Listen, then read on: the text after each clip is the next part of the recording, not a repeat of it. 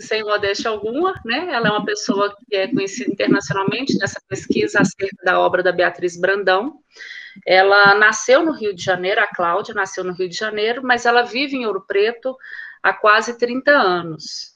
Ela é doutora e mestre em letras, literatura brasileira, fez pós-doutorado em Lisboa, onde ela publicou o livro dela que se chama Contestado Fruto, a poesia esquecida de Beatriz Brandão, que é um pouquinho da temática que a Cláudia vai falar sobre para a gente hoje, né? Os textos que ela selecionou. A Cláudia, ela foi professora na UFOP, na Unipac, no IFMG, e ela atua aqui em Ouro Preto na rede municipal de ensino, e onde atualmente ela coordena um programa, que é o Programa Municipal de Educação e Patrimônio de Ouro Preto, O Meu Lugar.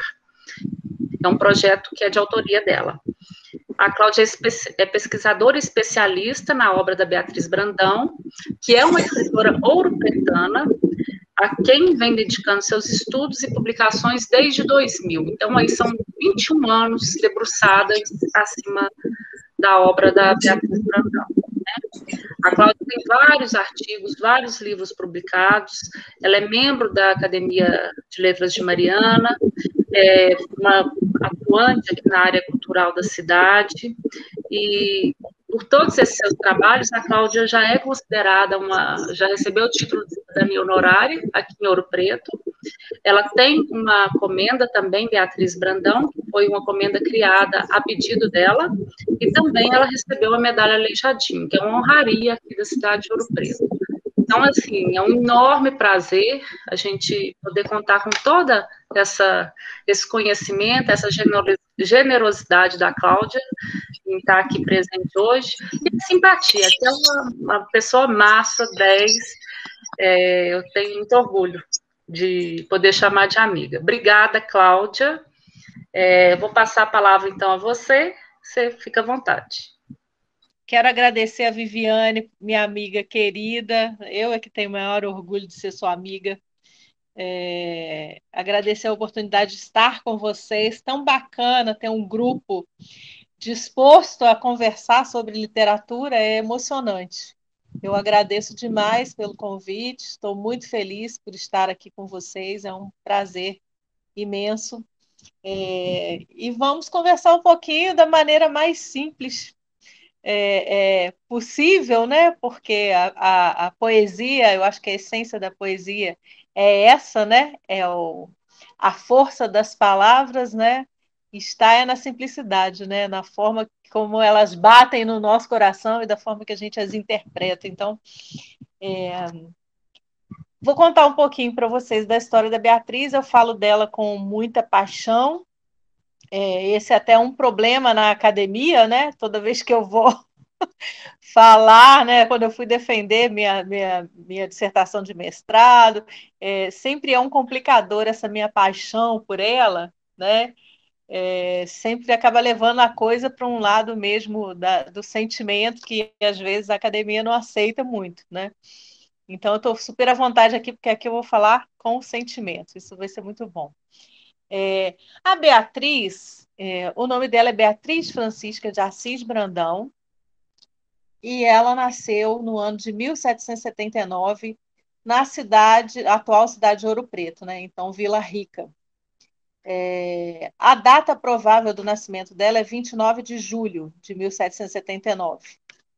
Não era comum a certidão de nascimento, né? Hoje, quando a gente entra nos arquivos para pesquisar biografia, né, de escritores mais antigos, é muito difícil encontrar certidão de nascimento, né? Eu encontrei uma certidão de batismo da Beatriz, né?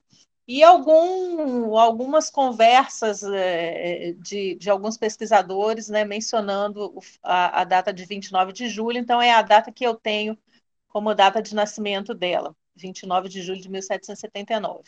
Ela era de uma família aristocrática, era prima primeira da Maria Doroteia Joaquina de Seixas, que ficou conhecida como a Marília de Dirceu, né? A famosa noiva do Tomás Antônio Gonzaga, do Poeta Inconfidente.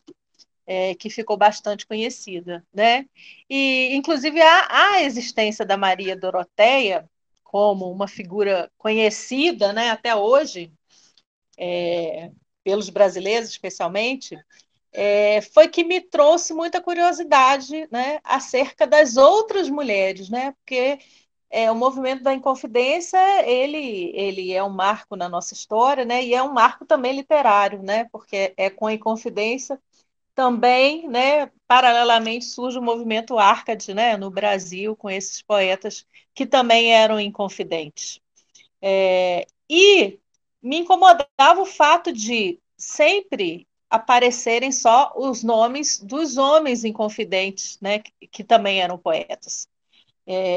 Quando eu fui morar em Ouro Preto, eu ficava imaginando que devia haver mulheres que escrevessem também, né, e essas mulheres não apareciam. Então eu fui atrás da poesia da Bárbara Leodora, né, que era a única mulher, né, que aparecia como poetisa aí desse mesmo período.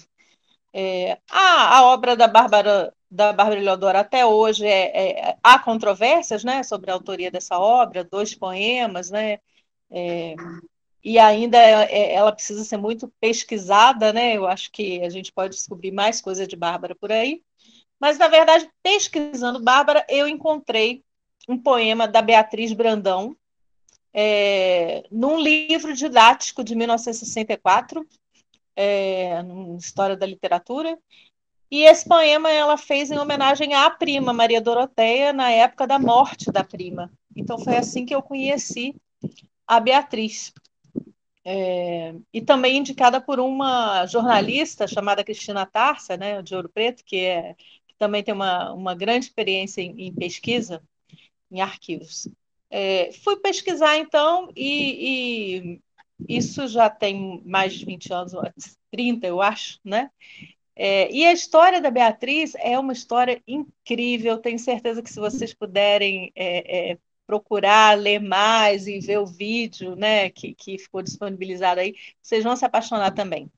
Ela era, como eu disse, de uma família aristocrática, né, mas ela, desde muito cedo, era considerada uma rebelde, né, porque estudava às escondidas, aprendeu francês e italiano às escondidas, fundou a primeira escola de moças do Antônio Dias, né, da freguesia do Antônio Dias em Ouro Preto. Ela foi maestrina também, foi regente do coral da Igreja do Pilar, era desenhista e conseguiu um feito que as mulheres na época não conseguiam, né? Porque é lógico que as mulheres sempre escreveram, sempre leram, né? Mas foram proibidas disso por muito tempo, né? A gente sabe que as mulheres não tinham esse direito, né, concedido oficialmente ao estudo, à ascensão cultural. A Beatriz, ela se formou sozinha, né, como uma autodidata, e ela, aos poucos, ela foi conquistando um espaço na sociedade de Vila Rica do período, né? E, curiosamente, ela conseguiu o que era improvável, né? Ser reconhecida como uma grande intelectual pela comunidade de Vila Rica, né? No século XVIII. E depois de ser reconhecida, ela desapareceu, a obra dela desapareceu, né? O normal, né, o que a maioria das mulheres do período passou é de não terem sido reconhecidas no período, mas ela foi. E depois essa obra dela desapareceu, né? E aí são muitas possibilidades para esse desaparecimento, né? Primeiro, lógico que a gente pensa no fato dela ser mulher, né? Lógico que sumiu porque era mulher, né? Então a obra dela desapareceu. É uma verdade também. Mas depois de muita pesquisa, eu cheguei a uma conclusão assim muito, muito engraçada até, que não é muito essa questão do fato dela ser mulher. Mas o primeiro livro que ela publica, em 1856, que na verdade é o livro da vida dela, né, um livro que é anunciado nos jornais do Rio, e ele é bastante anunciado antes de ser publicado, chama-se Cantos da Mocidade. Ele seria publicado em 3 tomos. Apenas um tomo, né, um volume, foi publicado. Os outros 2 eu não encontrei, mas eu tenho a impressão de que ela compilou os poemas todos nesse primeiro volume. E por que não publicou os outros? Havia uma maneira de publicação, né, que ainda hoje é muito comum, que é a tal da vaquinha, né? Hoje a gente tem a vaquinha. Na época, havia uma lista de subscrição. O escritor anunciava o livro que ele queria publicar e ele fazia uma lista de interessados na compra desse livro, e as pessoas pagavam antes para garantir a impressão do livro. Então, isso foi uma coisa que aconteceu com o livro da Beatriz. A lista de subscrição saiu, ela teve os interessados e lançou o primeiro volume. E eu tenho a modesta opinião de achar que os outros não saíram porque não houve dinheiro suficiente para isso, né? E é lógico que eu tenho alguns indícios para chegar a essa conclusão, né? Vi alguns anúncios nesse sentido também, de que não foi possível publicar os outros. Mas, enfim, a trajetória da Beatriz foi uma trajetória muito incomum para uma mulher da sua época, né? Toda essa formação que ela teve, essa criação da escola para moças, essa participação como regente de coral, né? Colocou-a num lugar muito especial dentro da sociedade ouro-pretana, né? Num lugar de destaque. E ela se apaixonou e por um homem 6 anos mais velho, o nome dele era Vicente Batista Rodrigues Alvarenga, e pelo que o historiador Augusto de Lima, que é o único que fala da Beatriz no período, no século XX já ele fala dela, é a pessoa que mais fala dela, ele disse em alguns de seus textos que ela se apaixonou, ele dá a entender que era um romance por interesse, né? Que ele só estava interessado na, na ascensão que a família dela poderia propiciar a ele, né? Porque a família era reconhecida, né? Tinha relações com a coroa imperial e tal. Então, assim, ele dá a entender que foi um casamento por interesse, né? Ela ficou casada com ele, realmente ela se casou depois que os pais morreram, então um indício também de que ela esperou, né? Que a família parece que não queria esse casamento. Ela se casou, parece que era muito apaixonada por ele e ela foi traída, né? Esse mesmo Augusto de Lima fala que ele a traiu com a melhor amiga dela e que houve um rebuliço, né, na cidade e parece que muita fofoca, mas eu não encontrei ainda ele cita documentos, mas eu não encontrei esses documentos aí onde estaria descrita essa confusão amorosa, né? Mas o fato é que ela se casou com ele em junho de 1813, e ela ficou casada, né? Mas depois de um longo tempo de casada, ela pediu para se separar dele. E aí é outra história super curiosa, né? Porque ela pediu divórcio. Existia o termo divórcio, né? Para meu susto quando eu achei esse termo, né? Existia esse termo, só que não era parecido com o divórcio atual, né? Ela pediu o divórcio e aí ela foi julgada, esse pedido foi julgado pelo juiz eclesiástico, quer dizer, era a igreja que julgava se ela poderia ter esse divórcio ou não. E a igreja demorou um tempão para julgar. Nesse tempo de julgamento, ela se separou dele e foi morar com um tio na Praça Tiradentes, uma casa que ficava na Praça Tiradentes, lá em Ouro Preto. E esse tio era o tutor dela, então ela já tinha 60 anos quando ela se separou, e foi viver sob a tutela de um tio, porque ela não podia viver sozinha. Olha, né, a condição da mulher realmente, né, era assustadora, né? Então ela teve que viver sob a tutela desse tio, né, até que saiu essa permissão da igreja para ela se divorciar. Essa permissão era baseada assim, em provas, né? Podia ser. Ela se separou por calúnia, difamação e sevícias. Mas hoje em dia é difícil a gente entender o que significaria isso, né? Podia ser só a traição, podia ser que que ele batesse nela, que ele praticasse alguma violência, não dá para saber o que eram essas serviços naquele contexto. Tem vários significados, então é complicado. Mas o fato é que ela foi tão adiante do tempo dela, né, em toda a trajetória, que ela entrou com esse pedido de divórcio, mesmo sendo uma intelectual renomada já em Ouro Preto, mesmo sendo dona de escola, mesmo sendo de uma família bastante ilustre, ela fez esse pedido de divórcio e conseguiu. Em 1839 foi que ela conseguiu, vejam bem, ela se casou em 1813. Né? Em 1839, a igreja permitiu que ela se divorciasse. E aí, mais uma vez, né, comprovando a mulher de vanguarda que ela era, ela saiu de Ouro Preto e se mudou para o Rio de Janeiro. Se a gente pensar que naquela época só a viagem a cavalo para o Rio demorava 40 dias, né? Então, assim, hoje, uma mulher de 60 anos sair de Ouro Preto para viver no Rio de Janeiro, né? Sozinha, recomeçar trabalho, tudo, né? Ainda é uma coisa difícil. Ela foi, né? Aos 60 anos, foi para o Rio. Chegando lá, trabalhou primeiro em Niterói como preceptora de meninas, né? Como professora. E rapidamente ela se integrou aos meios literários, né? Começou a publicar num jornal chamado Marmota Fluminense, que é o jornal onde o Machado de Assis publica seu primeiro poema, né? A Beatriz publicou poemas na mesma época em que o Machado de Assis publicava também no Marmota.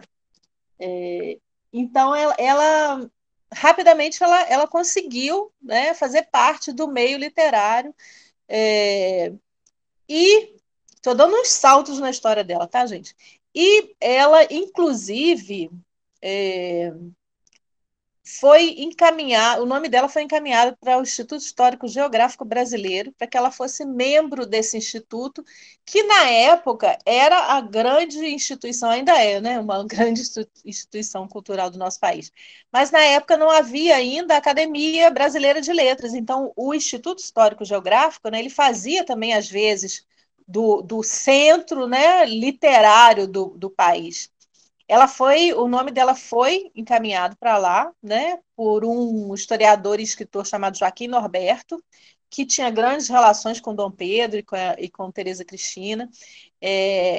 Ela foi indicada e os pareceristas, né, eram nada mais nada menos que Joaquim Manuel de Macedo, né, que escreveu A Moreninha, e o Gonçalves Dias, né, da Canção do Exílio, né, Minha Terra Tem Palmeiras. Então, assim, dois grandes escritores é que julgaram se ela poderia ou não fazer parte daquele instituto tão importante, né? E aí os dois escrevem um parecer muito bonito, muito fino, muito educado, mas que, resumindo, diz assim, olha, você é mulher, né? Não vai dar, né? Então, assim, no final eles dizem que ela é uma grande escritora, que ela é muito corajosa, porque tem coragem de publicar seus poemas nos jornais e tudo, tem coragem de se expor para a sociedade, né? Mas que, né, no Instituto não aceita mulheres e que eles encaminham o nome dela para ser uma acadêmica quando a Academia de Letras abrir, né, que seria em breve, né, para eles. Então, ela teve essa trajetória, morreu no Rio de Janeiro, né? Fez um poema, aquele primeiro poema que eu falei que encontrei dela em homenagem a Maria Doroteia. Ela fez quando a Maria Doroteia morreu, em 1853, ela já vivia no Rio de Janeiro, né? A Beatriz, quando escreveu em homenagem à prima.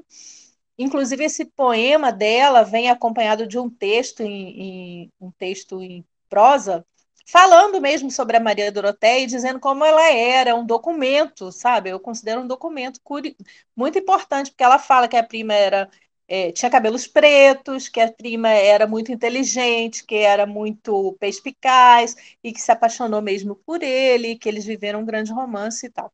Então, e aí, pronto, a Beatriz vive, né, até 1868. Ela morre no Rio de Janeiro em 1868.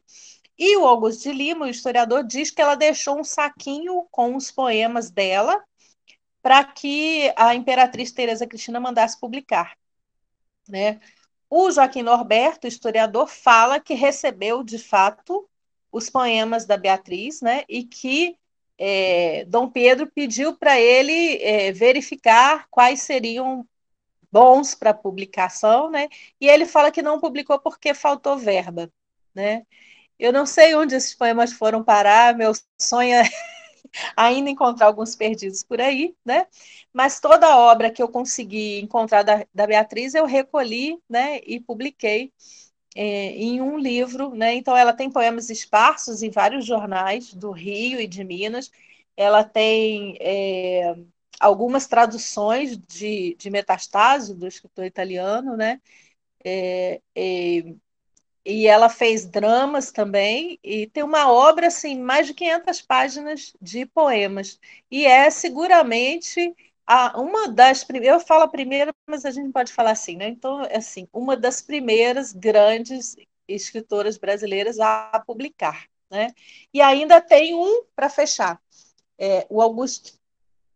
Saí? Eu saí?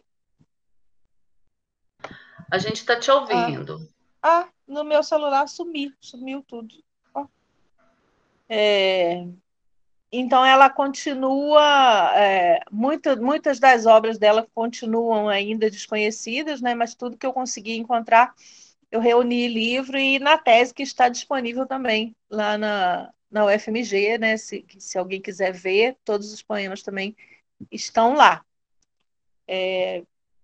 É isso, um resuminho, porque a história dela é muito grande. Espero que vocês depois queiram procurar, porque é uma trajetória muito, muito empolgante, né? E ela é uma escritora, de fato, que tem muitos méritos literários. As poesias dela realmente têm uma qualidade estética bem, bem próxima dos arques do Tomás Gonzaga e do Cláudio Manuel, mas também já apontando para um momento romântico que viria em seguida, né? Então ela diversifica bastante também em relação ao estilo literário. É isso, agora eu queria ouvir vocês. Ô, Cláudia, deixa eu só começar aqui, quando eu falo assim, o que é uma mulher de vanguarda, né? Quando eu vou, eu me sinto assim, o que eu estou fazendo da vida? Quando eu vou a Belo Horizonte, que eu moro no anterior, eu já tenho que achar uma companhia para ir junto, para me dar a mão para atravessar a rua. Assim, é realmente impressionante para o tempo dela, toda a ousadia, né? A vanguarda de publicar, de se educar, de perceber a importância disso quantos séculos atrás. E a gente ainda está batendo na mesma tecla, mas obviamente que para ela, naquele momento, as dificuldades eram muito maiores, né?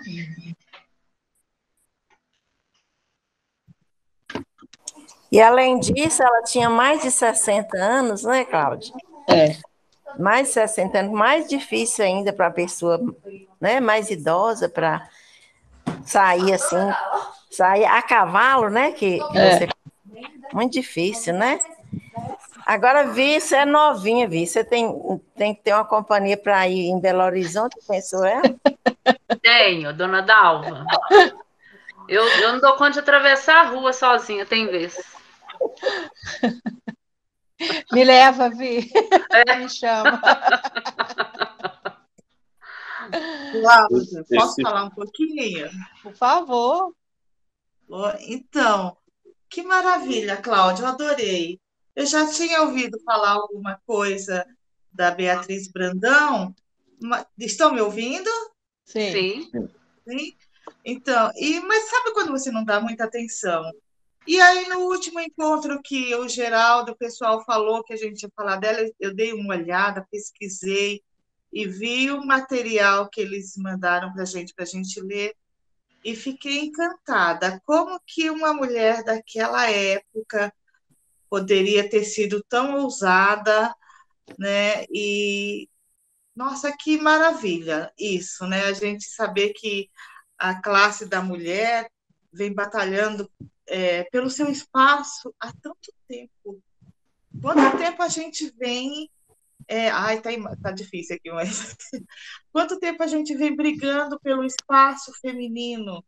E quando eu li esse poema, O Belo. Opa! Aqui, achei.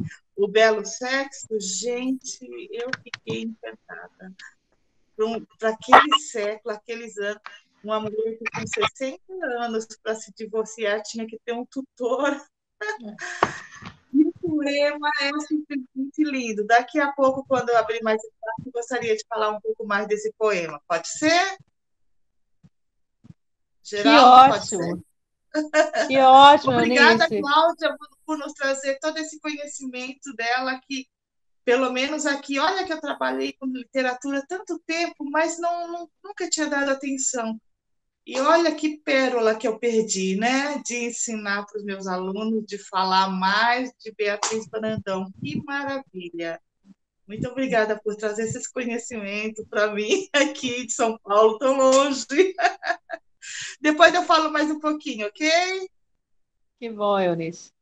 Perdeu, não, dá tempo de falar dela muito aí. É verdade, dá tempo de levantar um trabalho junto aí, a Cláudia, fazer mais pesquisas, é verdade. Esse primeiro, né, aos meus concidadãos, como a Eunice falou, né, Eunice, eu te convido para comentar, né, mas esse poema é um poema que vai no livro dela, né, e esse poema, para mim, é muito autobiográfico, sabe? Eu também me chamaram a atenção muitas vezes para não tratar a poesia como biografia, né? Mas no caso dela, ela mesma descreve e tem algumas notas de rodapé que ela coloca, dizendo da veracidade do que ela está falando, sabe? Então, aqui, nesse poema, né, o que eu tenho a comentar é que ela fala exatamente dos percalços, né, de todos os percalços, de todos os contratempos, de toda a dificuldade que ela teve para escrever. Inclusive, tem uma coisa que me chama muita atenção, porque ela fala que os textos foram devorados por carvões várias vezes, né? Ela teve vários poemas queimados, né? Provavelmente pela família, porque escrever para a mulher não era uma coisa considerada bacana pela sociedade. Ainda mais nesse período, né, tão próximo da Inconfidência Mineira, né? Porque os inconfidentes, eles foram considerados criminosos e eram também poetas. Então, em Ouro Preto, especificamente, a literatura estava muito atrelada também à marginalidade, por conta também da Inconfidência, né? E ela era próxima, né, prima da Maria Doroteia. Então, eu imagino que a família deve ter queimado esses poemas, né? E ela fala muito, ela se dirige muito às mulheres, né? Em toda a obra dela, a gente consegue perceber um clamor.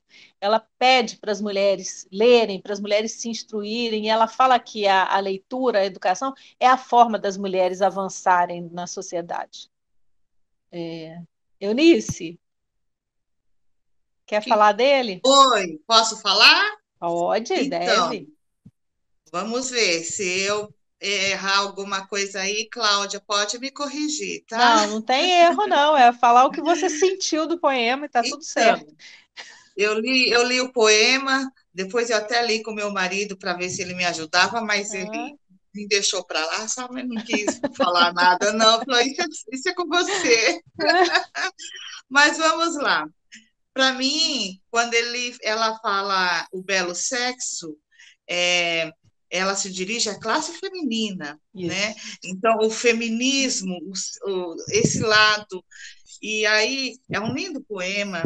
Eu vou ler alguma coisa aqui que eu escrevi, que ele chama atenção para as mulheres daquela época, né? O poema e a Beatriz, para elas se tornarem muito mais do que somente a beleza da juventude.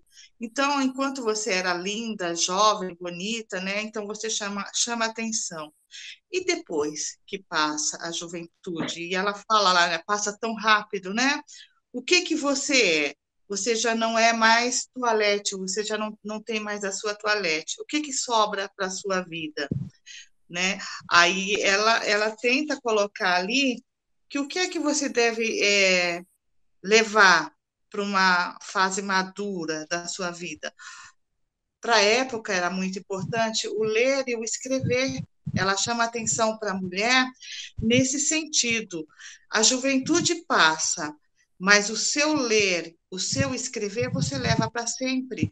E aí você vai chamar a atenção desse lado feminino nesse sentido de ler, de escrever, de falar do mundo, de ser culta, o que para aquela época soava mal, né, para a reputação da mulher, mas existia também, eu imagino que existiam também os admiradores dessas mulheres, né, que falavam, que se envolviam em assuntos polêmicos, que colocavam opinião, mesmo quando eram recriminadas, na maioria das vezes, elas, de certa forma, chamavam a atenção. E eu imagino que a Beatriz, nesse poema, ela quis chamar a atenção das mulheres para isso. E ali, no final, quando ela fala as patrícias, ela refere-se a todas as mulheres.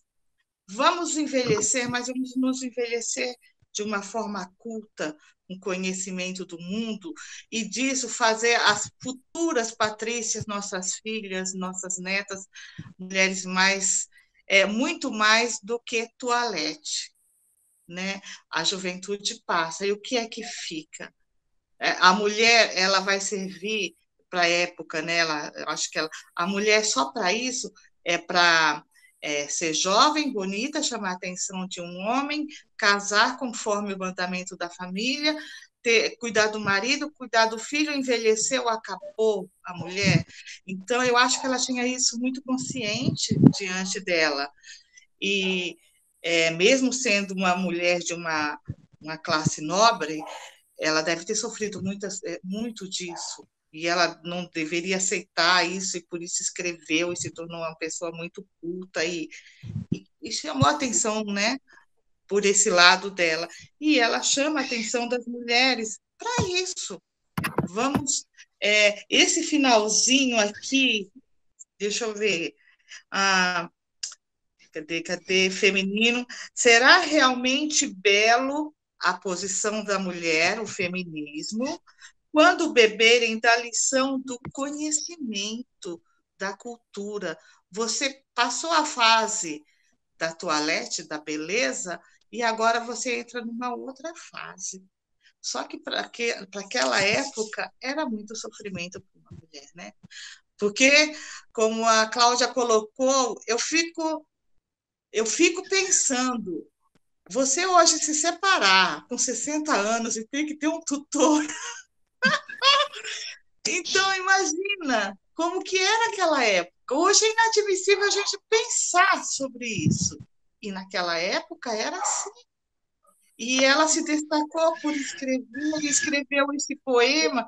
A gente vê o título, vai pensar assim. Aí ela vai falar sobre o que a mulher sentia, os prazeres sexuais. Não, esse sexo é o feminino, a mulher precisa aparecer. E hoje nós estamos aí no século XXI, né? O quê? Segunda década do século XXI, a gente já pode falar assim? Nem sei.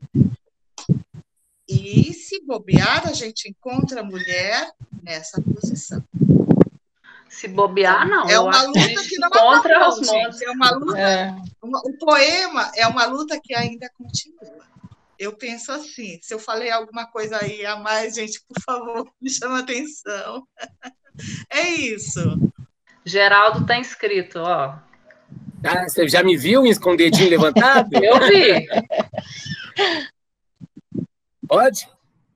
Não. Tem alguém na fila? Pode. Então vamos lá, Cláudia.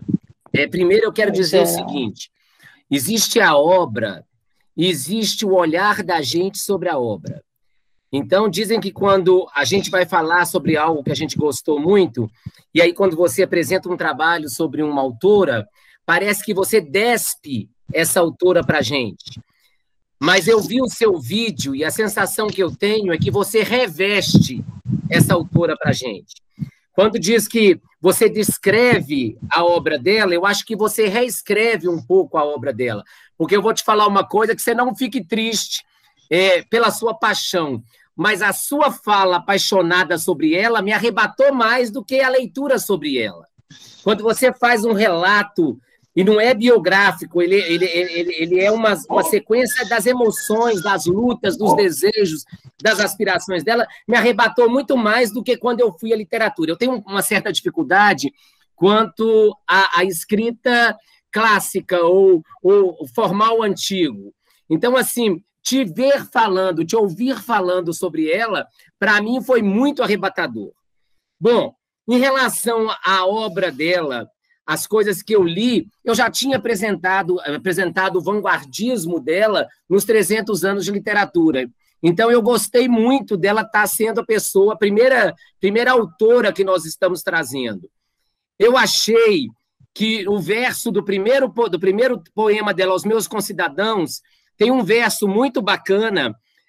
Por um prejuízo vão, mas arraigado, negava-se instrução ao sexo amável, como se, conhecendo-se o perigo, não se está mais ao alcance de evitá-lo. Ou seja, esse poder... Eu vou dizer uma coisa também antes disso, que é o seguinte: nós vivemos uma sociedade atual em que as classificações e os estandartes vêm muito primeiro que o desejo da procissão. Então, a gente coloca nomes e classificação para depois colocar conteúdo. Então, eu achei, por exemplo, que ela foi de um empoderamento, sabe, que é um termo que se usa muito e que me parece, às vezes, vazio, nesse poema, porque ela fala sobre o poder estar na educação, o poder estar na instrução. E é interessante como ela usa o sexo amável e não o sexo passivo daquelas mulheres que não tinham direito à voz e vez. Então, esse texto me agradou muito. O texto seguinte, que é o poema nas linhas 96, pulando na linha 96 e 99, eu acho que ela traz um exemplo de sororidade, que é uma outra palavra muito em moda hoje, quando ela fala da prima. Quer dizer, o olhar de uma mulher sobre outra mulher que ela admira, o olhar de uma mulher sobre outra mulher que é referência. Eu acho isso de uma generosidade tão grande que mostra que ela estava mesmo à frente do seu tempo. E ela estava tão à frente do tempo que ela venceu o tempo. Nós estamos falando de 1779 a 1868.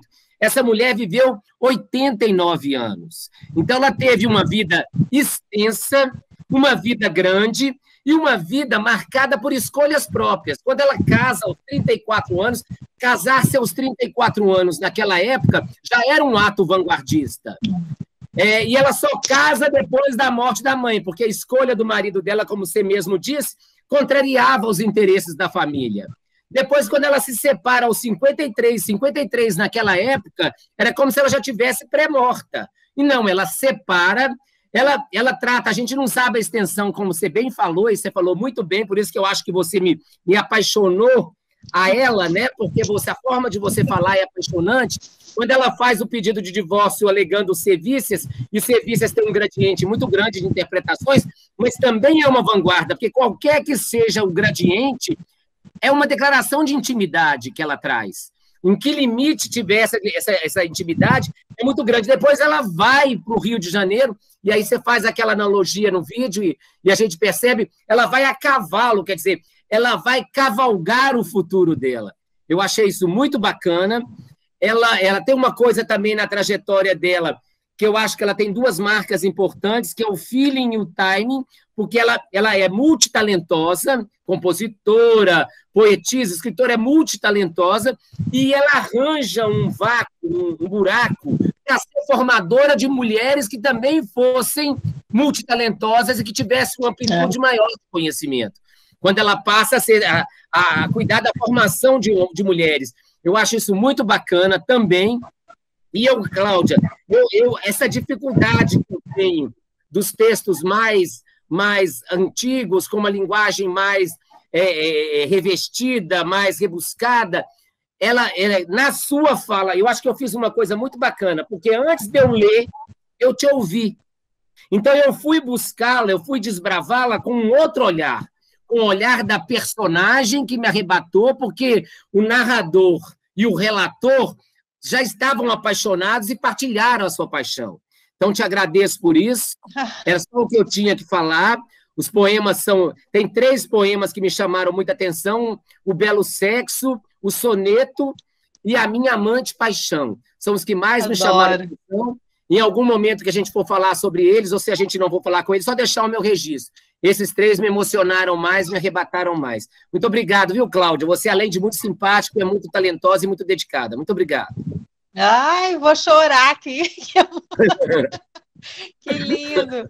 Ai, eu fico feliz de você falar tudo isso, Geraldo, porque realmente na academia essa paixão não é compreendida, né? Eu briguei muito com o orientador, né? Porque queria que eu esmiuçasse o poema, a rima, a métrica, e eu falava, eu não quero fazer isso, não quero fazer nada disso, eu quero só falar que mulher incrível que foi a Beatriz, né? E que ela sirva de exemplo. E ela, essa coisa da formação dela como educadora é muito interessante também, porque as aulas, as provas, né, das alunas dela, ela fez várias provas orais na Câmara Municipal de Ouro Preto, na época, né? As provas eram públicas, eram sabatinas, então a sociedade toda ia, né, para ouvir as alunas serem sabatinadas ali ao vivo, sabe? Então, tem aí 2 notícias, tem 2 textos, né, falando dessas provas orais aí de Beatriz na Câmara, em jornais mesmo de Ouro Preto, de Vila Rica. E no discurso de abertura de uma dessas provas, a Beatriz fala... de uma inteligência ela, porque ela fala assim: peço desculpas ao público, porque minhas alunas são muito novas, são jovens que nunca se apresentaram em público, então né, né, levem em conta isso, não sejam rigorosos e tal. E aí ela fala assim: eu ensinei pintura, bordado. Ela vai falando daquelas coisas de mulher, né, que eram consideradas coisas de mulheres e coisas inofensivas. As mulheres que eram educadas, que tinham possibilidade de ser educadas, eram educadas para casar, né? Então, assim, aprendiam o que tinham que aprender para serem boas donas de casa. Então, era bordado, era culinária, né? A Beatriz fala que ela tinha que decorar um livro que chamava Flos Sanctorum, que era A Vida dos Santos, em latim, que ela era obrigada a ler aquilo para decorar. E ela pegava os livros, não sei de onde, ela pegava outros livros de poesia e ela saía escondida para ler. No meio do mato, ela fala isso nas poesias, que ela lia escondidas. E nessa prova oral, ela fala de um jeito... Depois eu vou procurar esse texto para mandar para vocês. Que ela mostra assim: minhas alunas só aprenderam futilidades. Mas, no fundo... Né? No fundo, ela fala com as alunas, no fundo, o que vocês têm que seguir está aqui, ó, sabe, na lateral. Então, ela para o público, ela mostra assim que ela é inofensiva, né? E aí tem isso nesse texto primeiro, né? Aos meus concidadãos, que ela fala assim, né? Que a mulher vedam a mulher, né? Cadê? Ele está voltando lá, porque eu não consigo ver o meu. Qual linha? Negava-se, a linha 31, negava-se instrução ao sexo amável como se, conhecendo-se o perigo, não se está mais ao alcance de evitá-lo.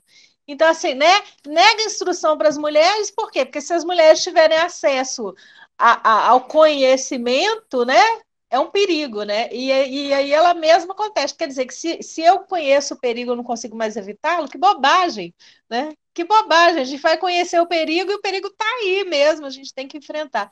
Então, ela tem umas posturas... põe naquele da Marília de Dirceu, por favor, agora. Que é o... Da prima, né? Aí, esse. Da prima. Mais um pouquinho para baixo. Deixa eu ver... aqui na linha 100 mais um pouquinho acima da 125 deve ser. Aqui. Ah, tá bom. 121.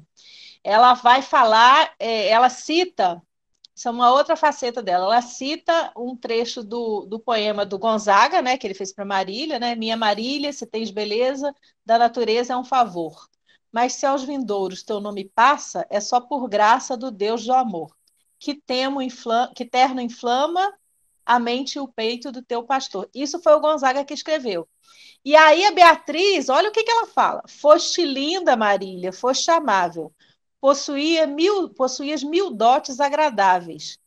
Mas o tempo teria mergulhado nos abismos do eterno esquecimento todos esses encantos, se os suspiros de um vate apaixonado, modulados ao patético som da branda lira, não tivessem teu nome eternizado.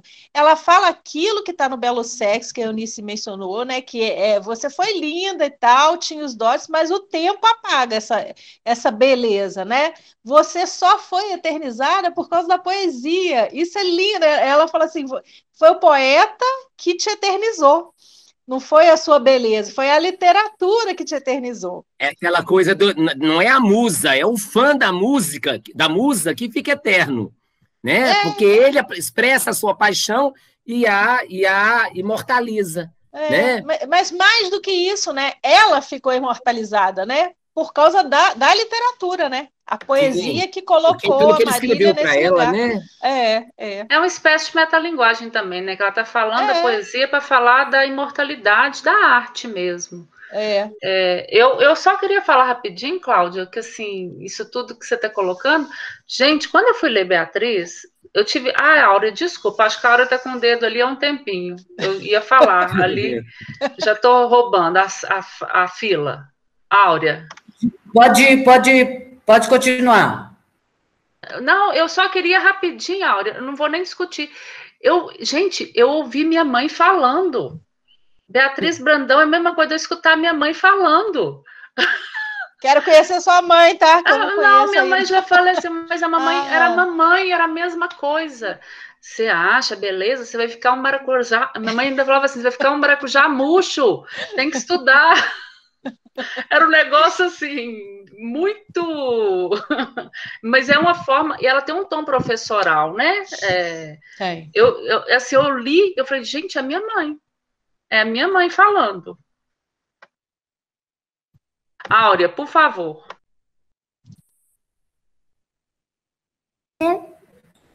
Vivi, se você quiser continuar, pode, não tem problema não. Não, só queria... Bem, eu vou endossar as palavras de Geraldo. Eu também, o que me arrebatou de vez mesmo foi a história dela. E os poemas, de fato, não me disseram muito além da história dela, não. Agora, eu fiquei com uma curiosidade, Cláudia. Na sua pesquisa, não teve nada que te dissesse que ela participou desses movimentos dos Inconfidentes, não teve uma militância nesses lugares, porque me implica muito, todo esse vanguardismo dela vem de onde? Não é da família dela, entendeu? São de amizades, são de quê? Porque não é do nada, entendeu? Eu não acredito que não é do nada. E em momento algum, eu vi você falando isso, nem no vídeo, nem nas coisas que eu vi, que eu li sobre ela, eu não vejo falando nisso. E isso me implicou, que eu falei, gente, uma mulher dessa época, ela só vai entrar por esse caminho se ela teve um movimento junto. Eu não acredito assim, numa única pessoa, entendeu? Criar toda esse, vamos dizer, se empoderar sozinha, assim, do nada, não. Então, eu acredito, né, que ela teve entrada em algum movimento, alguma coisa, ou até um movimento literário mesmo, entendeu? De uma certa literatura que permitiu a ela isso, Eu não digo um movimento só, vamos dizer, físico e de participação, assim, não. Eu penso também, pode ser um movimento literário, que se trocava, entendeu? Alguma coisa assim.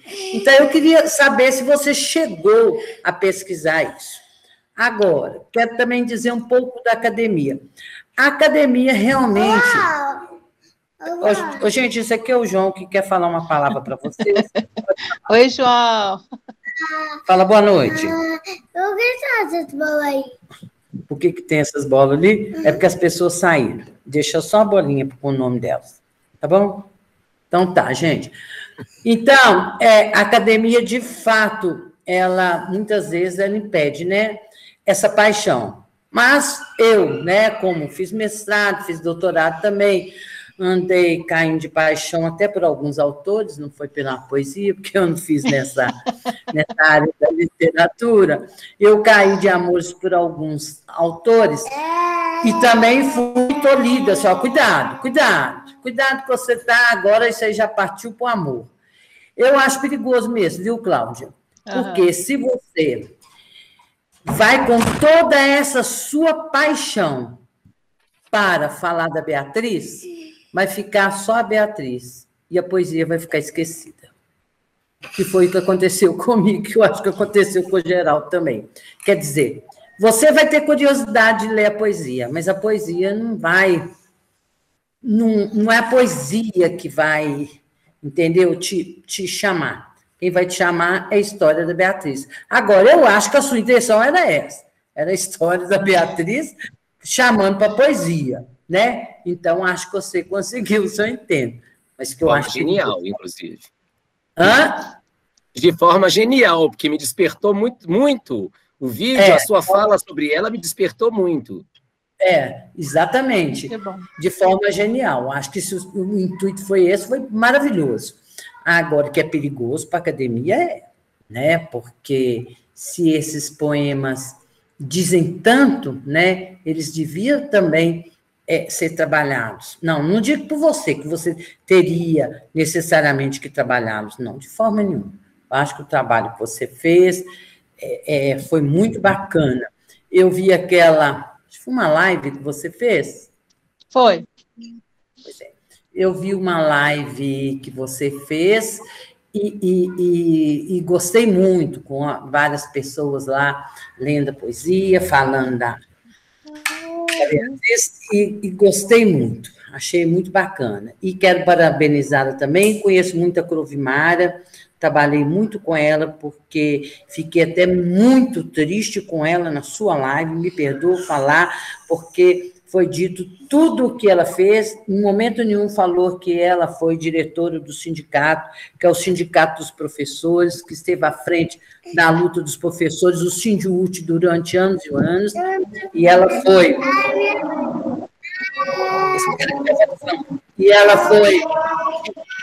Que isso, João?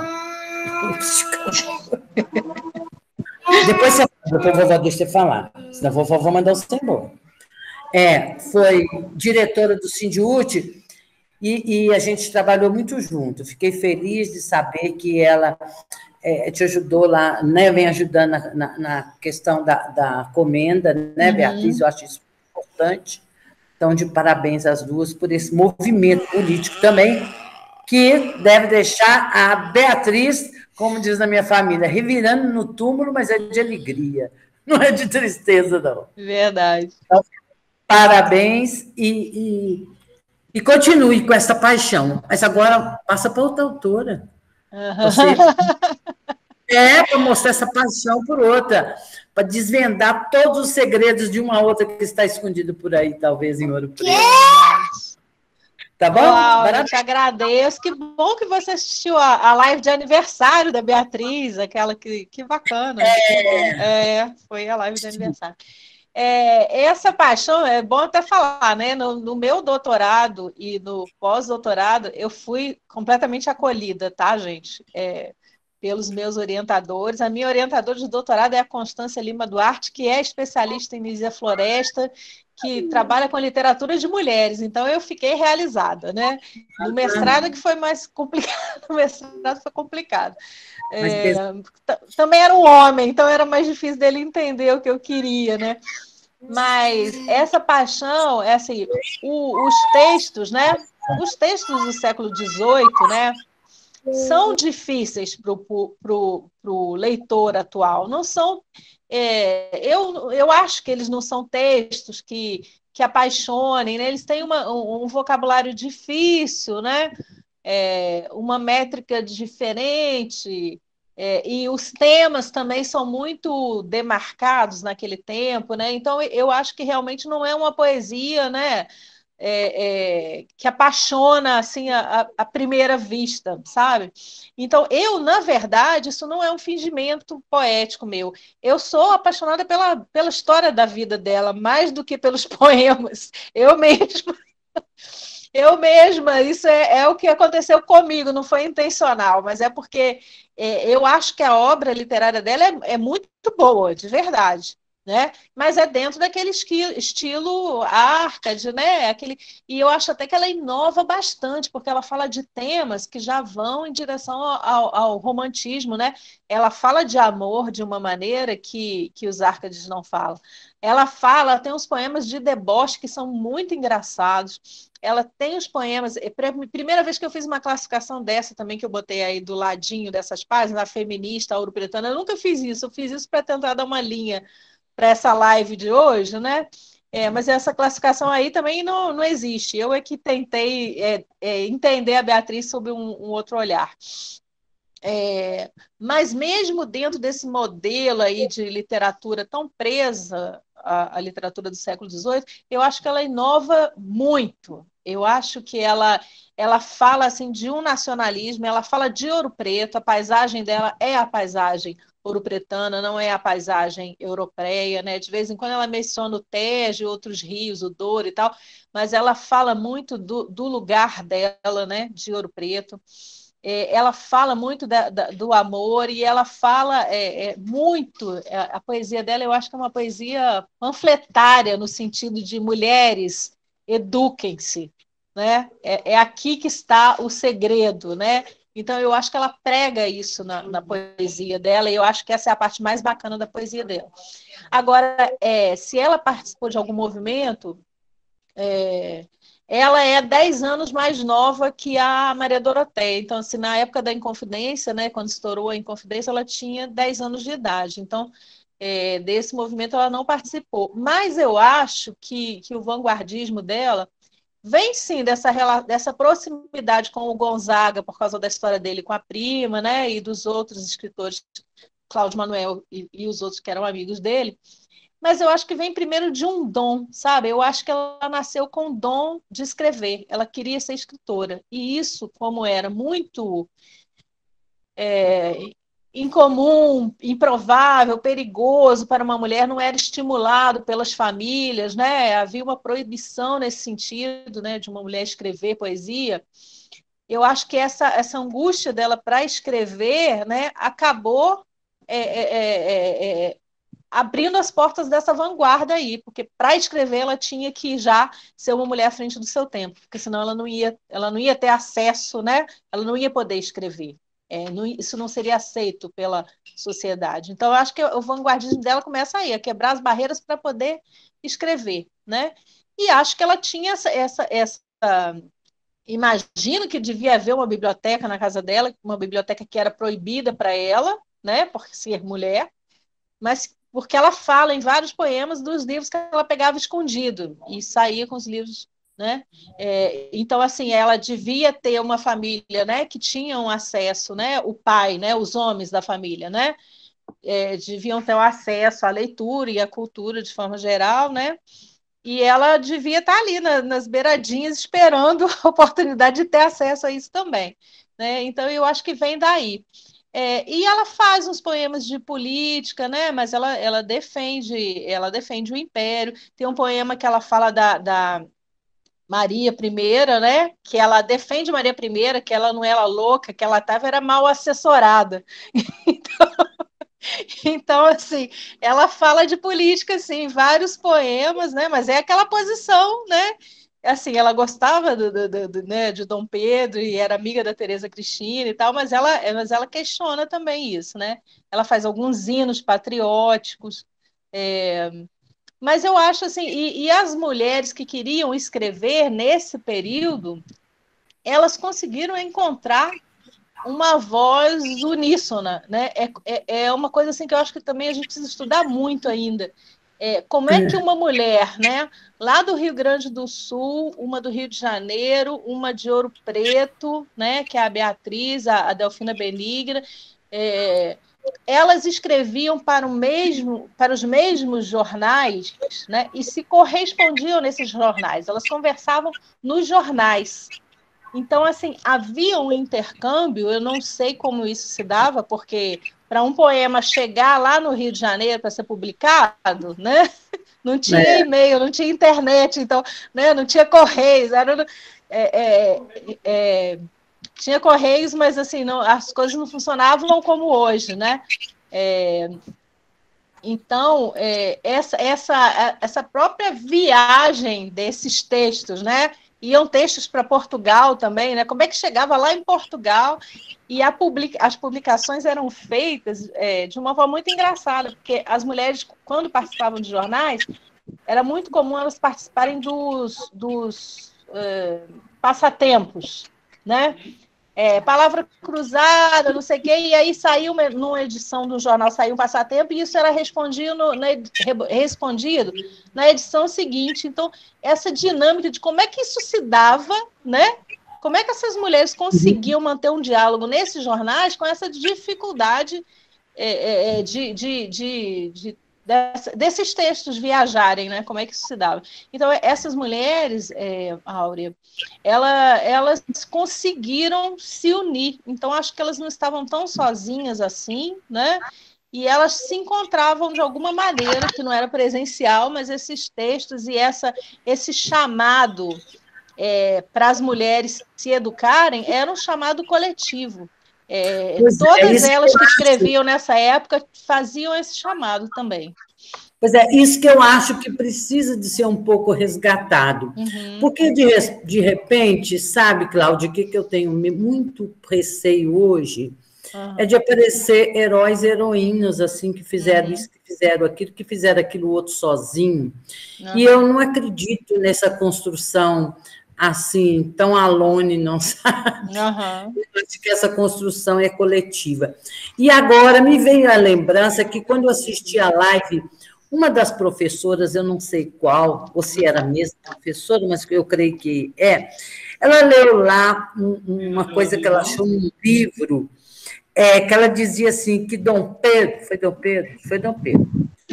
Pedro convidou a Beatriz para sentar-se lá na cerimônia que fez lá do lado dele, e ela se recusou a sentar, dizendo, me parece que o lugar dela não era lá, ou que ela tinha outro lugar ali, qualquer coisa assim parecida.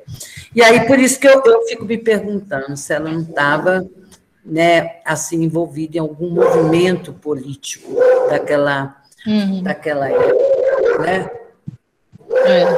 Cláudia, deixa eu só fazer um parênteses aqui.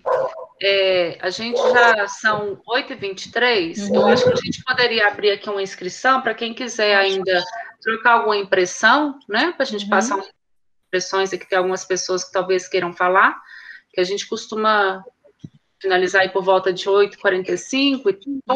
Então, antes da gente continuar aí, continuar seu comentário, alguém gostaria da Dalva, Helena, Rosilda, Alexandre, Maria Veríssimo, Ednair,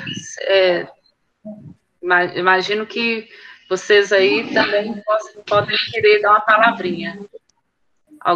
Podem colocar no chat. Dona Dalva, eu acho que está ali querendo, estou sentindo.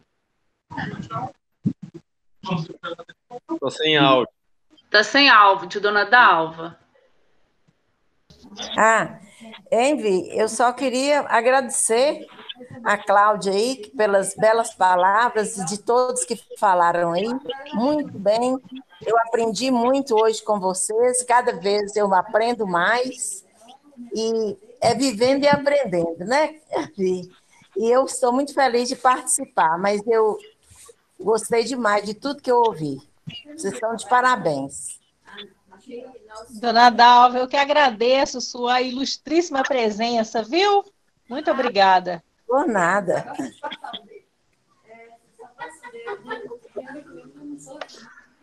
Alguém mais quer falar algum comentário de algum poema? Tom?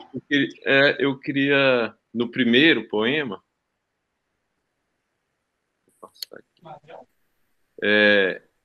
me chamou muita atenção a partir da linha 37, né? Ela fala: corajosa lutei, e se o triunfo não consegui completo, ao menos tive a glória da firmeza nos desgostos, nas privações, nas mil contrariedades com que atalhar quiseram a carreira, a que um violento impulso me impelia. Eis da minha constância vos ofereço, o contestado fruto pouco vale, mas mais valor lhe dará vossa indulgência, e serão bem aceitos como oferenda de uma patrícia, de uma brasileira. Esse texto, né, me arrebatou muito, porque eu comecei, quando foi, né, a gente fiquei sabendo que era a Beatriz Brandão, eu fui direto na tese da Cláudia, né? Foi a porta de entrada para a Beatriz Brandão foi a tese da Cláudia lá, que eu baixei do repositório do UFMG, e eu percebi que ela colocou esse texto nos agradecimentos, eu acho, na dedicatória, né? E aí já me arrebatou, né? Foi bem interessante, assim, essa força dela, né? Assim, uma força, né? E me motivou também, né? Foram palavras muito bonitas que me motivaram também a correr atrás, né? A perseverança, né? Fiquei muito atraído, assim, por esse texto. E o outro, né, assim, a outra extremidade que mais me chamou a atenção foi esse o último. Achei muito engraçado. Não sei se é o último ou...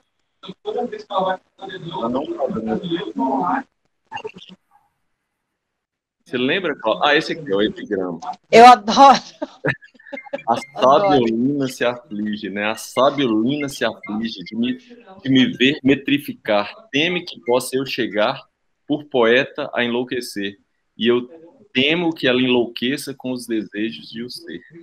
Achei fantástico. Que jeito lindo de chamar de invejosa, né? Muito legal. E muito... Tem outros comentários aqui, mas eu vou deixar para mais pessoas falarem. Muito obrigado, viu, Cláudia? Se não fosse através do seu trabalho, provavelmente eu não conheceria Beatriz Brandão. Então, fiquei muito feliz de conhecer. E eu falo, a tertúlia, assim, ela me instiga, ela vai dando links para a gente, né? E lendo mais coisas. Eu quero, com certeza, procurar mais poemas da Beatriz Brandão para ler.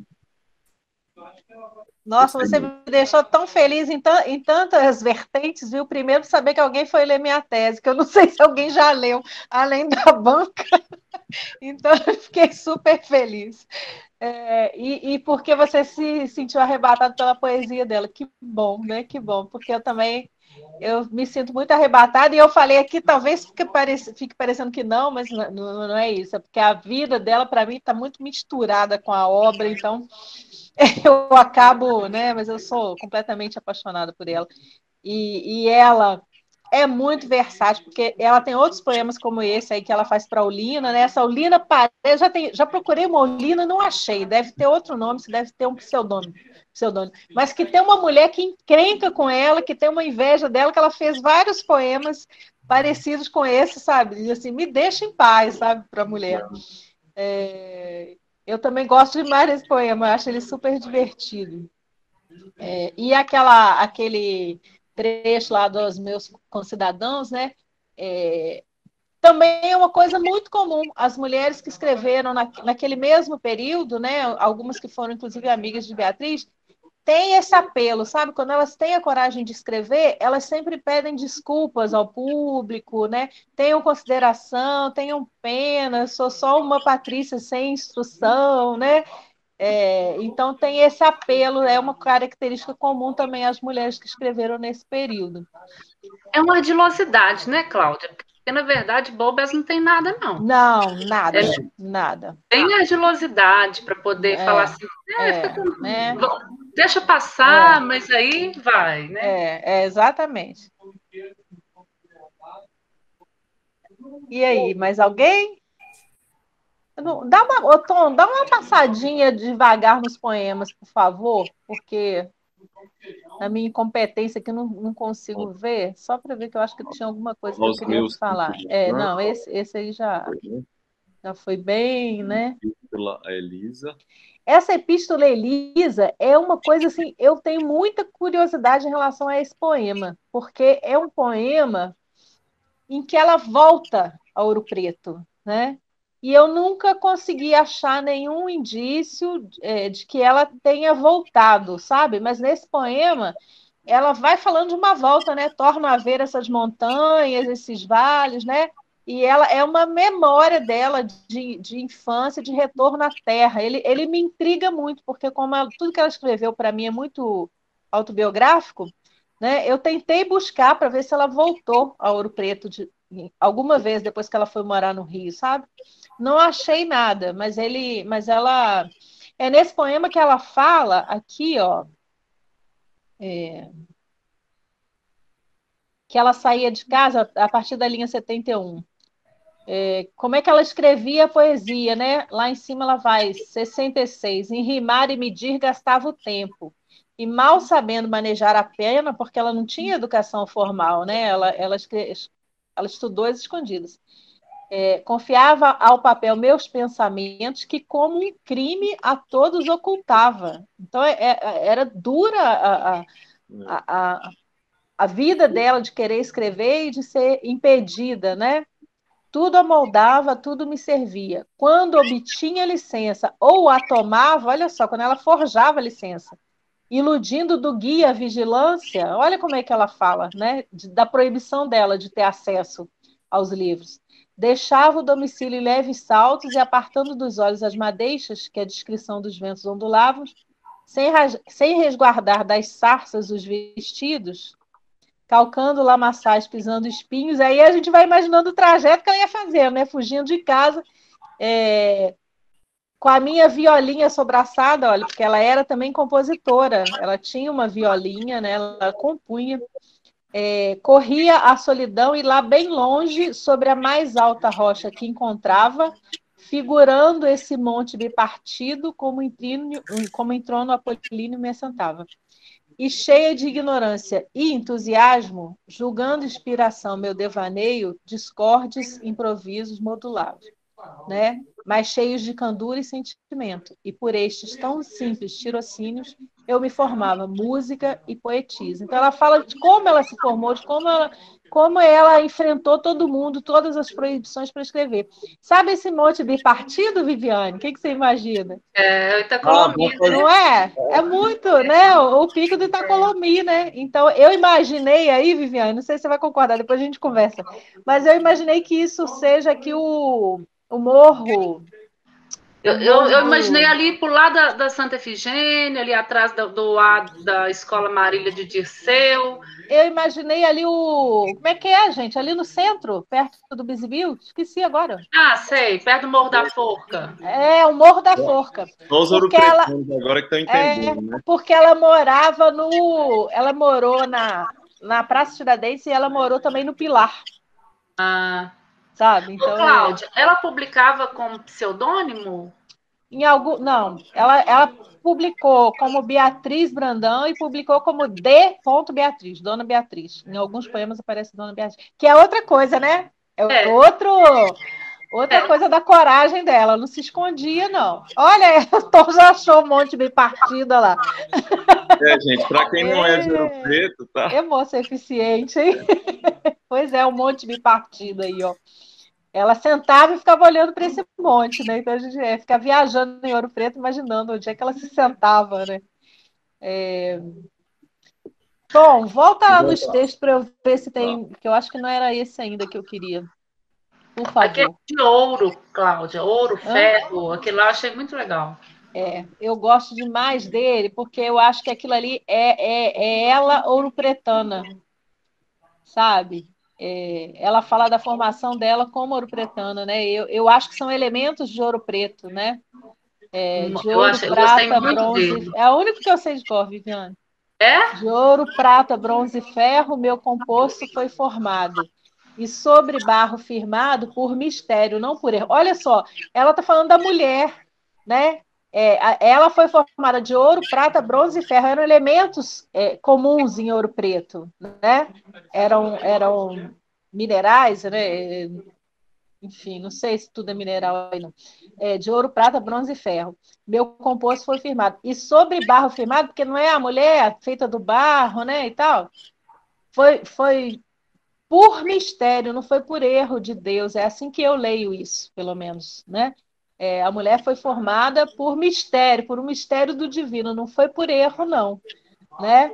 Sobre os pés em vão me aferro, pois baqueio ao repelão de pesada e ignota mão, que invisível me faz guerra. Eu acho muito denso esse poema, sabe? Porque eu acho que fala da impossibilidade dela de escrever também. Mais uma vez que ela tenta se manter de pé, né? E vem lá a mão invisível, né? Que bate e ela cai, ela é impedida de escrever, né?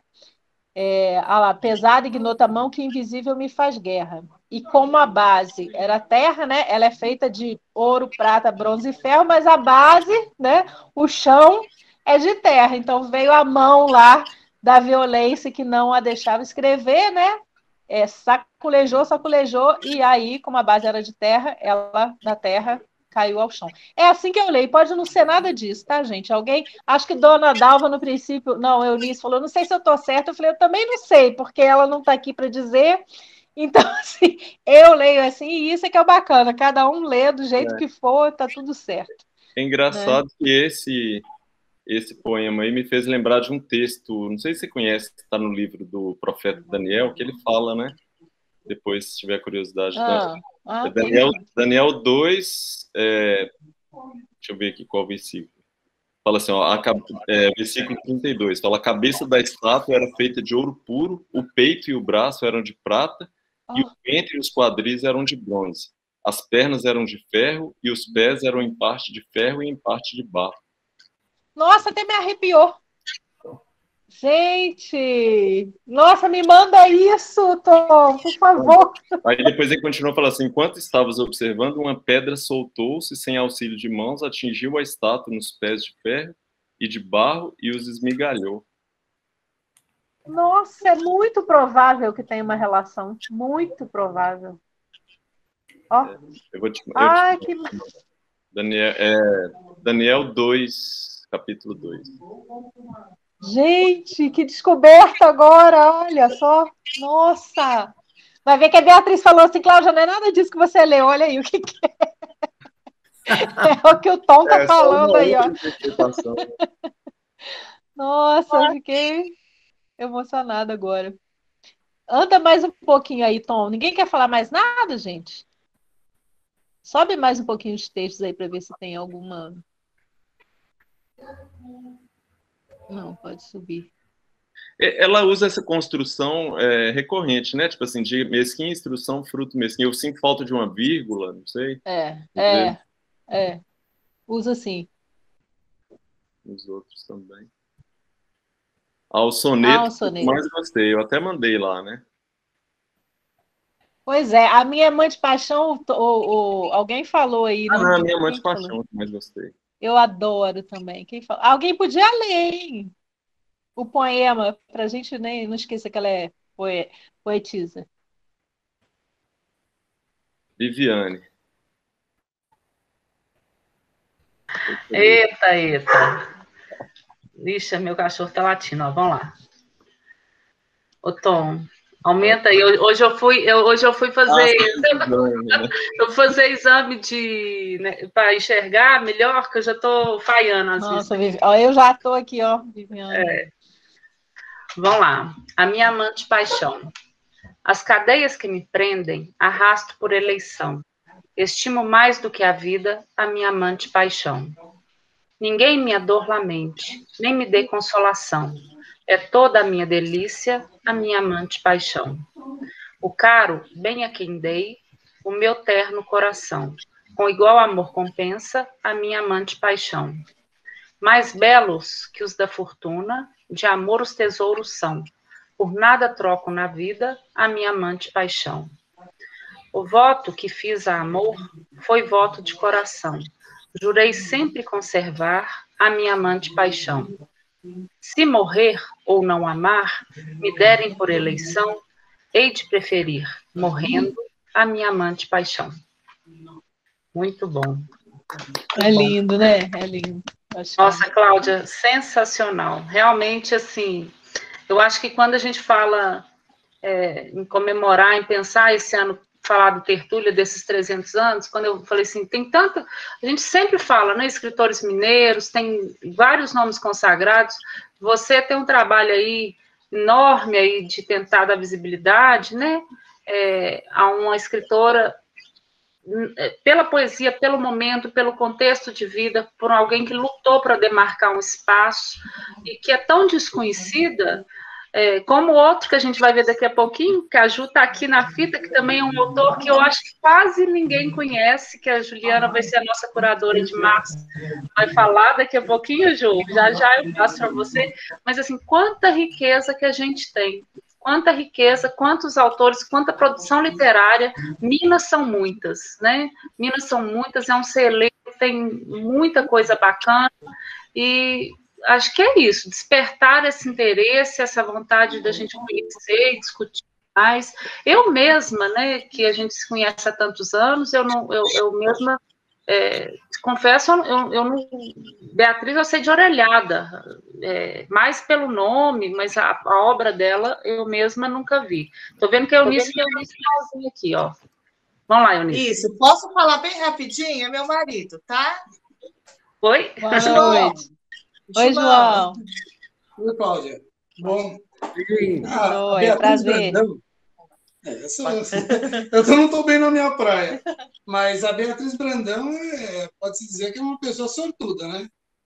Porque você imagina, na época que ela viveu, ela colocar uma mensagem dentro de uma garrafa, lançar no tempo, no oceano do tempo, e alguém achar. Bom, boa sorte. Oh, que bonito, gostei. Gostei, João, muito bem. Deixa só para terminar, no nosso encontro de janeiro, o Geraldo falou que a gente ia falar esse ano de várias escritoras de Minas, né? Enfim. E aí eu fiquei um pouco sem jeito de falar, mas eu só queria lembrar um nome que também, assim como a Beatriz, né, nasceu com um dom para leitura e para escrita, de Minas, da cidade de Sacramento, embora a carreira literária dela foi mais em São Paulo. Então, Geraldo e o pessoal todo aí que organiza, né, esse trabalho, pensa aí no nome de Carolina Maria de Jesus, que lembra um pouquinho aí o trabalho da Beatriz, embora foi uma vida muito diferente, mas, de repente, a gente podia falar um pouquinho dela nos encontros futuros aí. É isso, tá? Tchau, obrigado. Tchau, abraço. Um abraço. Tchau.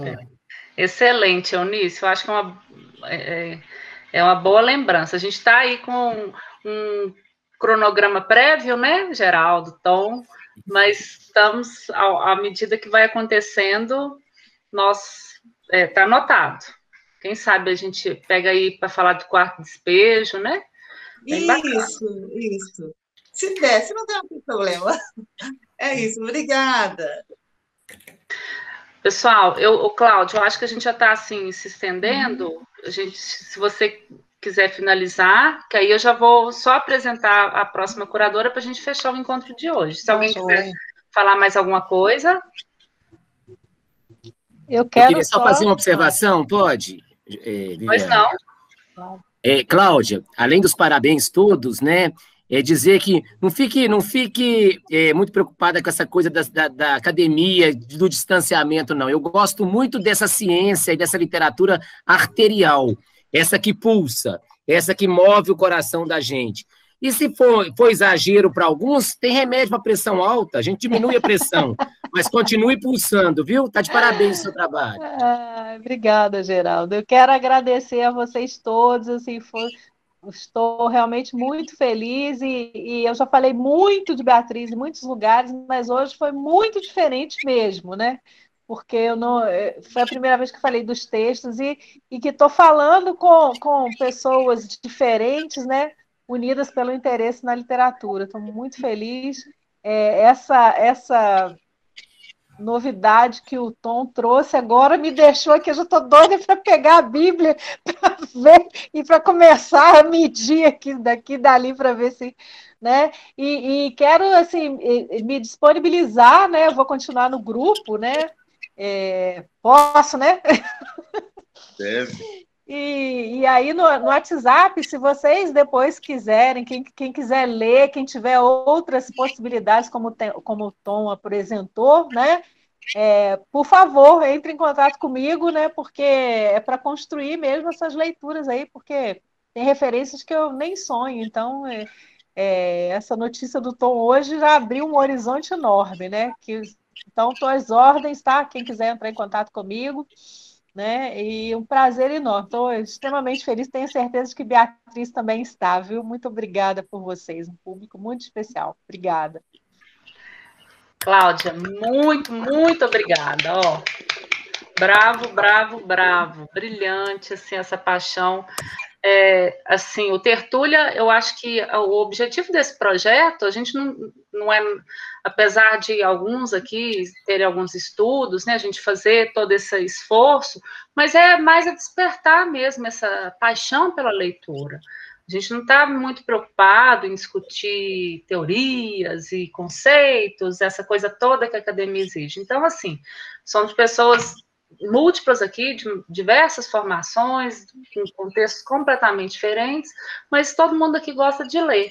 E se a gente gosta de conversar sobre isso, a gente vem aqui uma vez por mês e vamos trocar ideia, né? Pouquinho tempo, e eu acho que esse ano a gente tem essa oportunidade de explorar um pouco essa escrita literária de autores mineiros, ou autores que se debruçaram sobre Minas Gerais, que fizeram a sua obra acerca das Minas Gerais, né?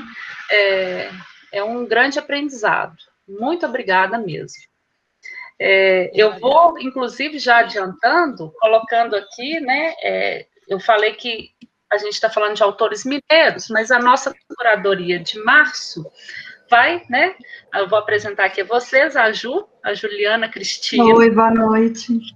Também estava lá ilhada, né, Ju? Está aqui pelo WhatsApp, ela estava... A luz acabou e voltou, infelizmente eu não pude acompanhar toda a fala da Cláudia, mas o pouquinho que eu peguei já deu para ver que tem bastante pesquisa interessante. Eu não conheço... Não, Cláudia Beatriz é a escritora, né? Isso, eu não conhecia a Beatriz. Depois eu vou até pedir a Vivi para eu dar uma lida nos poemas. Eu não consegui estar com vocês, mas no próximo eu estarei. A Ju é uma amiga também muito querida. Ai, gente, eu sou tão muita saudade. Ai, eu tenho amigos muito bons. Eu fico muito feliz. Da saudade da PUC, né, Vivi? Né? Muita saudade. Saudade, estudamos juntas, e a Ju, ela também me apresentou, assim como a Cláudia, com a Beatriz Brandão. Quando a gente fazia doutorado juntas, a Ju estudava um autor que é o Aquiles Viváqua.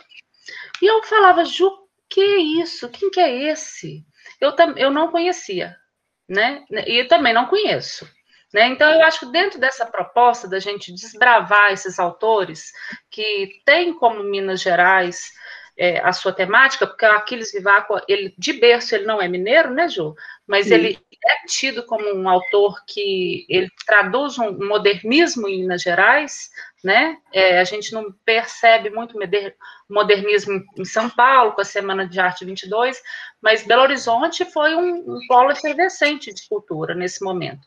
E a Ju é uma grande estudiosa, uma grande pesquisadora também, tem toda uma teoria, mas vai ser um bate-papo, né, Ju, que a gente vai trocar. Sim. E ela vai apresentar para a gente um pouquinho sobre o Aquiles Viváqua. A Juliana, só falar rapidinho aqui, ela é mestre em literatura brasileira pela UFMG e ela é doutora em literatura de língua portuguesa pela PUC Minas. Ela atuou como pesquisadora há muito tempo lá na UFMG, no acervo de escritores mineiros, né, que lá no UFMG tem toda essa documentação. A Cláudia também deve ter andado por lá, né, Cláudia?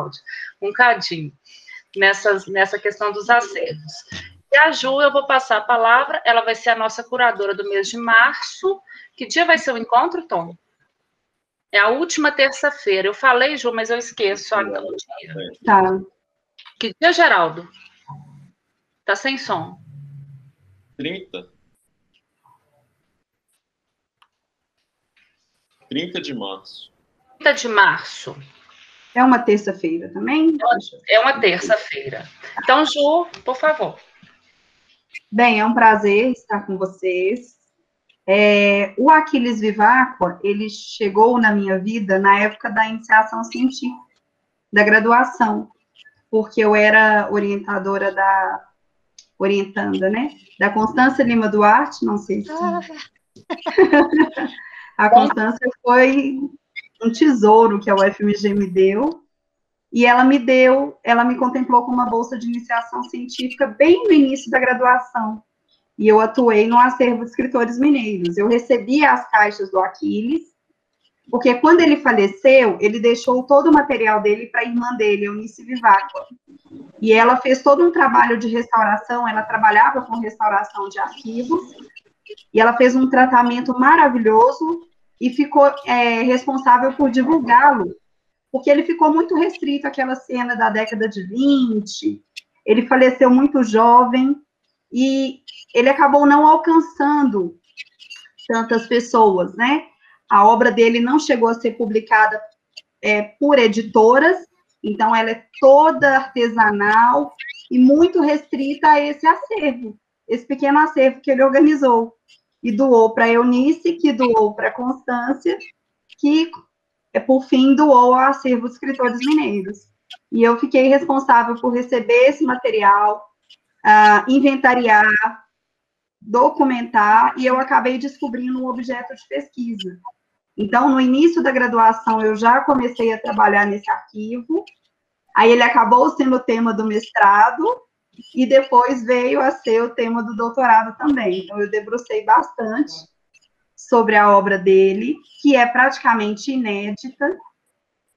E o Aquiles é interessante porque ele nasceu no Espírito Santo, mas ele veio para cá muito jovem. Ele veio para cá aos 20 anos, curar a tuberculose, porque naquela época Belo Horizonte era considerada ideal para o tratamento, né, por conta do ar puro, o verde, as montanhas. Então, ele veio para cá, e quando ele estava aqui, amante das letras, ele acabou ficando amigo de Drummond, Pedro Nava, Abigail Renault. Então, ele circulou naquele meio, né? A família dele era muito influente, o clã Viváqua, ele era irmão da Luz del Fuego, não sei se vocês conhecem, que fundou a primeira colônia nudista, né, no Brasil. Então, a vida dele foi toda aqui a vida literária. Ele escreveu também lá no Espírito Santo, ele é de Cachoeiro de Itapemirim, mas dos 20 aos 42 anos ele residiu em Belo Horizonte, bem ali perto da Praça da Liberdade. Inclusive a casa virou uma outra coisa, uma pena, não conseguiram manter o casarão Viváqua, né? Então, o Aquiles, ele acaba sendo mineiro de coração, e ele, o único livro que ele publicou foi o Serenidade, que é uma plaqueta com 6 poemas, e ele dedica a Belo Horizonte. Então, quando a Vi me fez o convite, eu falei, nossa, porque a literatura dele também é mineira, né? ele tem muito de Belo Horizonte, eu acho que vocês vão gostar. E ele tem uma proposta bem diferente. Ele escrevia crônicas de moda com o pseudônimo Maria Tereza, muito interessante. Então, eu vou tentar não trazer só as poesias, eu vou selecionar umas crônicas, uns contos, porque ele tinha uma escrita bem diversificada. Acho que vocês vão gostar. É isso, Vivi. Bom, nossa, eu já estou curiosa aqui, que eu também, para mim, vai ser inédito. Eu adoro ineditismos assim, ó, fico curiosa. A Ju vai preparar, vai selecionar algumas coisinhas, isso. A gente vai enviar depois, formatar e encaminhar para vocês pelo grupo. Ju, depois eu vou te colocar no grupo do WhatsApp, tá? Que aí a gente vai movimentando por lá também. E, Cláudia, uma vez tertuliana, Juliana também, sempre tertulianos. Quem está quietinho, eu estou vendo aqui assim, o Alexandre tá participando, não falou, Rosilda, a Maria Veríssima, por favor, fiquem aqui, é um lugar de bate-papo para a gente trocar, voltem sempre, chamem amigos, a gente quer pessoas que realmente somem e se interessem e gostem de discutir. Agradeço mais uma vez a Cláudia, a Juliana também, pela disposição de prosseguir isso, a todos vocês que estão presentes, e em março estamos aí de volta. Vivi, o desafio para mim vai ser o horário, porque eu dou aula de inglês à noite, mas aí a gente vai começando e eu vou tentando ajustar. Não, tá certo, Ju. Então tá jóia. Pessoal, foi um prazer, boa noite, e até dia 30 de março. Até dia 30, então. Um abraço para todos. Para todos. Tchau, obrigada. Cláudia. Tchau, tchau. Obrigada. Nada. Tchau, boa noite a todos. Até março. Até, Eunice. Obrigada. Obrigada a Áurea, vocês. obrigada. Obrigada, foi muito bom.